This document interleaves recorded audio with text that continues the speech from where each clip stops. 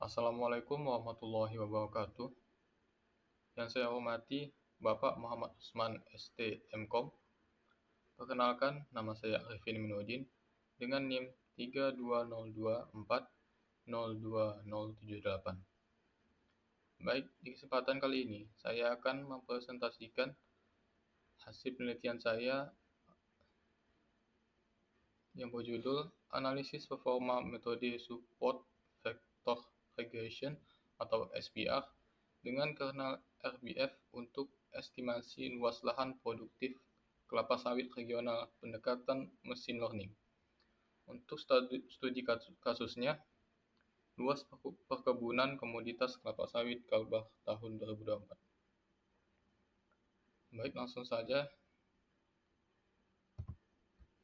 Untuk latar belakang dari penelitian saya yaitu kelapa sawit adalah komoditas perkebunan strategis penopang ekonomi regional dan nasional. Estimasi luas lahan produktif secara berkala sangat diperlukan untuk perencanaan kapasitas produksi CVO, manajemen rantai pasok, dan pengawasan tata guna lahan. Masalahnya, survei lapangan konvensional lambat, mahal, dan rawan subjektivitas. Sehingga solusinya, mesin learning memodelkan korelasi indikator regional terhadap luas lahan secara objektif. Tantangan data, hubungan antar variabel bersikap non-linear akibat faktor eksternal wilayah.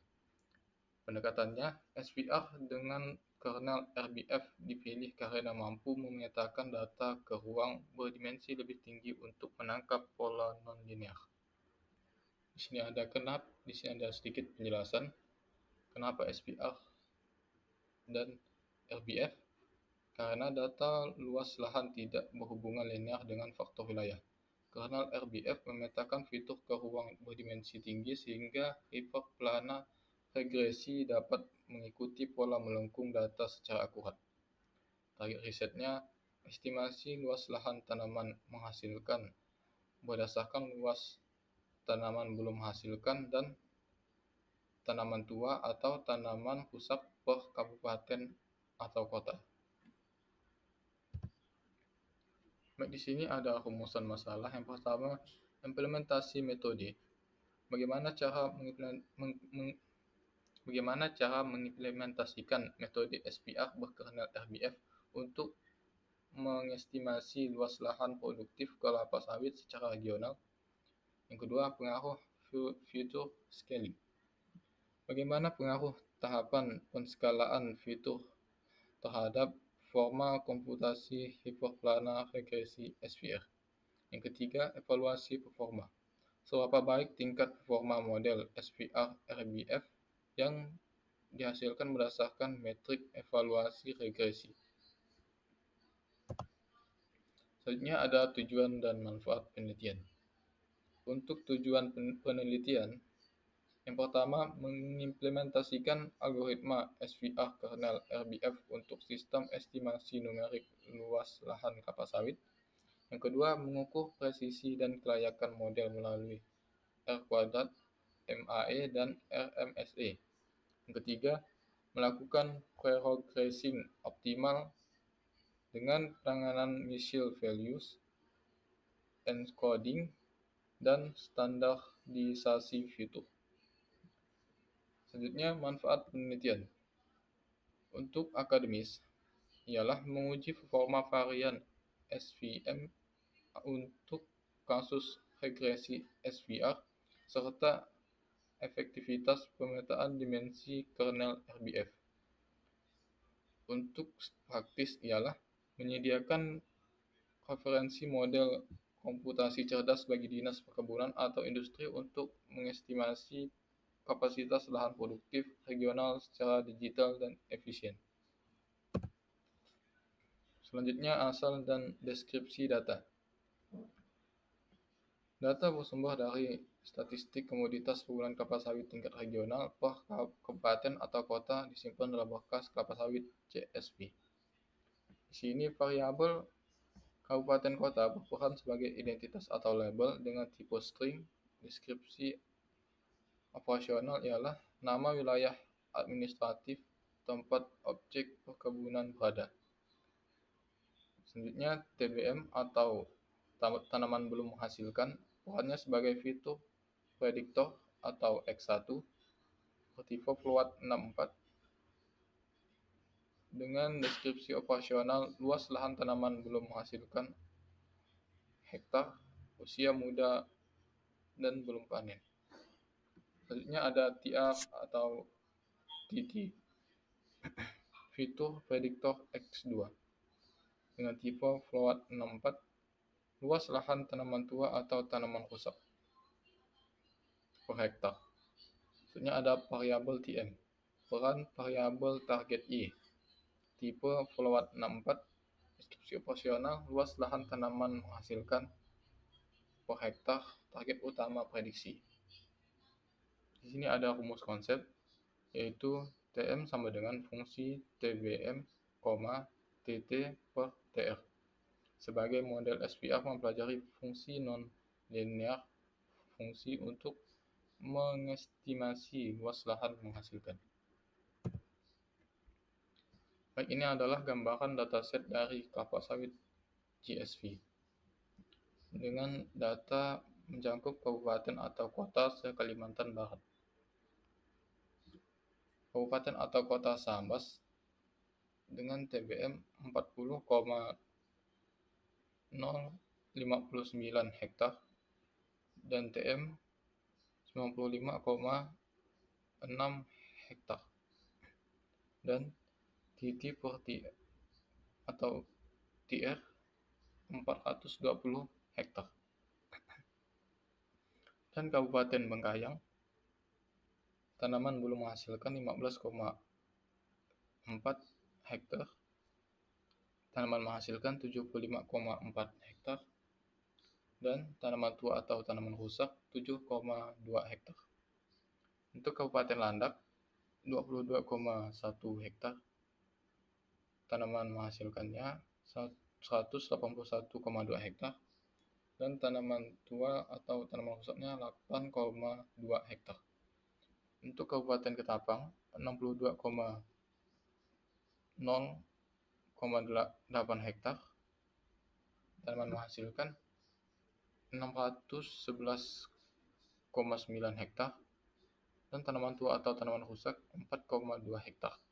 Untuk Kabupaten Sanggau, 55,9 hektar, tanaman menghasilkan 257,8 hektar, dan tanaman tua atau tanaman rusak 25,9 hektar.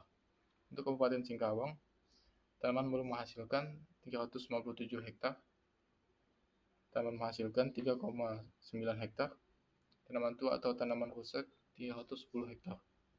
Untuk Kabupaten Kapuas Hulu, 13,044 tanaman belum menghasilkan, sedangkan untuk tanaman menghasilkan 78,3 hektar dan tanaman tua atau tanaman rusak 0 hektar. Baik, selanjutnya adalah alur pemrosesan data. Yang pertama, data cleaning, membersihkan format koma, spasi, simbol pada kolom TBM, TM, TT atau TR lalu mengonversi ke numerik. Yang kedua, seleksi fitur dan target, menentukan X sama dengan TBM, TT atau TR sebagai prediktor dan Y sama dengan TM sebagai target estimasi. Yang ketiga, data splitting, membagi data menjadi 70% data latih dan 30% data uji. Yang keempat, fitur scaling, standarisasi X dan Y dengan standar scalar mean sama dengan 0, sigma kuadrat sama dengan 1, untuk dilakukan sebagai splitting agar tidak terjadi data leakage. Data leakage maksudnya adalah kondisi ketika informasi dari data yang seharusnya tidak diketahui oleh model saat proses pelatihan secara tidak sengaja ikut digunakan. Hal ini dapat mengakibatkan forma model tidak bekerja sebaiknya pada data baru. Baik, selanjutnya saya akan menjelaskan kode pemrograman yang saya gunakan pada bahasa pemrograman Python untuk penelitian saya kali ini. Pertama ada baris import pandas ASPD digunakan untuk mengolah data dalam bentuk data frame. Kedua, import numpy ASNP dilakukan sebagai operasi numerik dan matematika menggunakan array. Bawahnya from scalar model selection import training the test split untuk membagi dataset menjadi data training dan data testing. Bawahnya from scalar processing import standard scalar untuk menstandarkan data agar memiliki rata-rata 0 dan standar deviasi 1. Di bawahnya from scalar SVM import SVR. Import algoritma support vector regression untuk membangun model prediksi. Di bawahnya from scaled metric import mean squared error R2 garis bawah score mean absolute error. Mengimport metrik evaluasi model regression yaitu MSE, R kuadrat dan MAE. Baik, untuk kode di bawahnya from Google Colab import files digunakan untuk mengimport file ke dalam Google Colab dari penyimpanan internal laptop. Baik, selanjutnya df sama dengan vd.read.csv dalam kurung kelapasawit.csv. Ini untuk membuat dataset agar file CSV yang berisi dataset kelapa sawit dapat dibaca oleh pemrograman. dfhead untuk menampilkan isi dari file CSV. Selanjutnya kolom to clear sama dengan dalam kurung tbm, tm, tt atau tr untuk mendefinisikan kolom-kolom yang berisi angka namun masih bersikap teks atau string. For call in columns to clear ini untuk mengubah tipe data ke string lalu menghapus koma, memisah ribuan dan spasi kosong. df ins null.sum untuk memeriksa missing values. X sama dengan df dalam kurung tbm, tt atau tr digunakan sebagai X adalah fitur atau prediktor luas lahan belum menghasilkan dan 2 atau rusak. Y sama dengan df dalam kurung tm untuk Y adalah target yang ingin kita prediksi.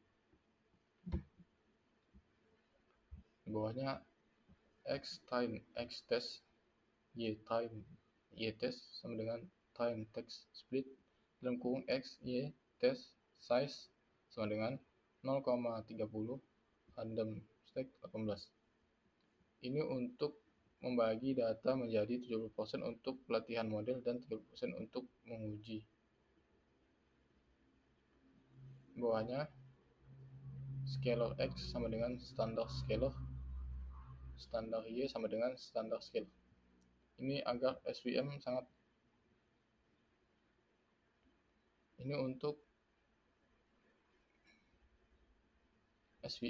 sensitif terhadap skala data sehingga diperlukan penskalaan nilai menggunakan standar scalar. Di bawahnya untuk melakukan fitting dan transformasi pada data latih fitur serta transformasi pada data uji fitur. Di bawahnya mengubah bentuk array target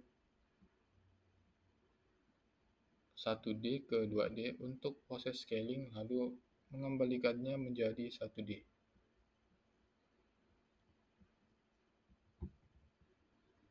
Di bawahnya untuk inisiasi model SVR dengan mengoptimasi nilai C menjadi 20. Ini adalah pelatihan model SVR-nya. Di bawahnya melatih model menggunakan data pelatihan yang sudah diskalakan. Untuk selanjutnya, prediksi data dan info transformasi. YPRED Scaled sama dengan SVR model predict (X text scaled). Ini untuk melakukan prediksi menggunakan data uji yang telah diskalakan. Dan kemudian di bawahnya mengembalikan nilai prediksi berskala scaled ke skala satuan aslinya, yaitu hektar. Selanjutnya, menghitung metrik evaluasi dengan MAE sama dengan mean absolute error (Y-test, YPRED) untuk rata-rata absolut dari error prediksi. Dan di bawahnya untuk rata-rata kuadrat dari error prediksi. Dan di bawahnya akar kuadrat dari MSE untuk melihat penyimpangan dalam satuan asli. Dan di bawahnya R2 sama dengan R2 garis bawah skor (Y-test, YPRED) untuk koefisien determinasi untuk melihat seberapa baik model menjelaskan varians data. Di bawahnya kode-kode untuk menampilkan hasil forma model pada terminal. Dan yang terakhir, tabel perbandingan hasil prediksi untuk membuat data frame baru yang menyajikan data aktual atau asli dengan hasil prediksi model SVR. Baik, hasil dan evaluasi performa model SVR RBF pada data uji kali ini. 83,67% untuk R2 score. Model mampu menjelaskan kurang lebih 84% varian luas lahan tanaman menghasilkan pada data uji. 31.040,94 hektar MAE, rata-rata selisih absolut antara prediksi dan nilai TM sebenarnya. Dan untuk RMSE 37.872,41 hektar. Akar rata-rata kuadrat error sensitif terhadap deviasi besar. Baik, ini adalah visualisasi data asli perbandingan dengan prediksi SVR.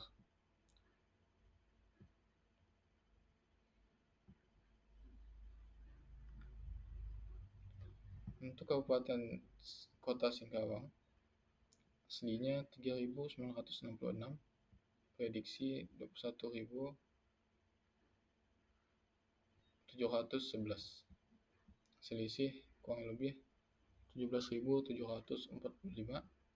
Untuk Kabupaten Sanggau 257.857, prediksi 185.559, selisih 72.298.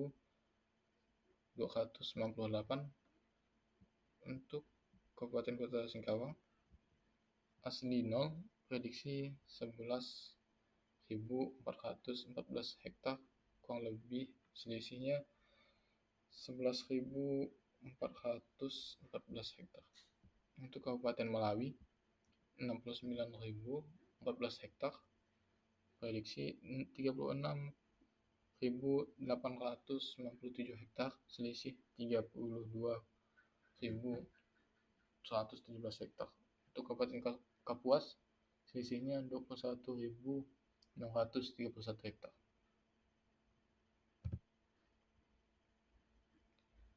Kesimpulan dan saran dari penelitian ini, kesimpulannya SVR kernel RBF berhasil diimplementasikan untuk estimasi luas lahan produktif kelapa sawit regional, dan standar scalar terbukti menjadi prasyarat mutlak agar komputasi jarak antar support vektor tidak terdistorsi perbedaan satuan, dan juga model menghasilkan forma baik dengan 83,67%, dengan MAE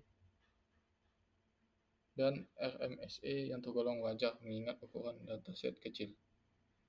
Saran pengembangan yang pertama, optimasi hyperparameter grid search CV untuk mengingat kombinasi C, Epson, dan gamma terbaik.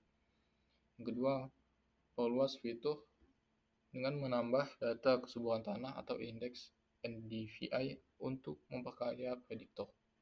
Yang ketiga, integrasi multi-platform untuk mengemas model ke dashboard Streamlit atau Flash. Mungkin hanya itu yang dapat saya sampaikan. Saya mohon maaf jika ada kesalahan atau kurangnya penjelasan dari saya. Saya ucapkan terima kasih atas waktu dan perhatian Bapak Usman. Akhir kata, wassalamualaikum warahmatullahi wabarakatuh.